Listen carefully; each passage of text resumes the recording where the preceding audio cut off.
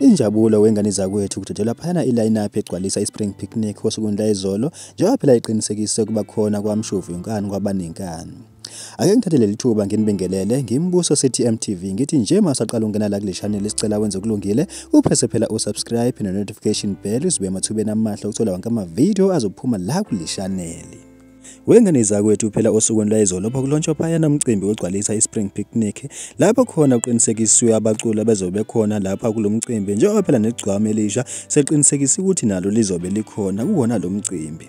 Hayi abalandeli ke wengane zakwethu baye bajabula kakhulu mabezwa lezi ndaba ukuthi iGcwalisa Elitsha nalo phela lizobe likhona alivaleliwe ngaphandle. Lo mcimbi yoba ngomhla 5 yena uNovember wengane zakwethu njengoba umenyezeliwe phela osukwini layizolo kulontshawo lapha bebememsene khona nabakwa-Drip abaxhasi abakhulu bawo lo mcimbi kanti amathikithi asatholakala kuma-Computer Ticket Store. Ake sizibambelana ke simbuso City MTV sithi nje ayihlangana kwivideo ezilandelayo.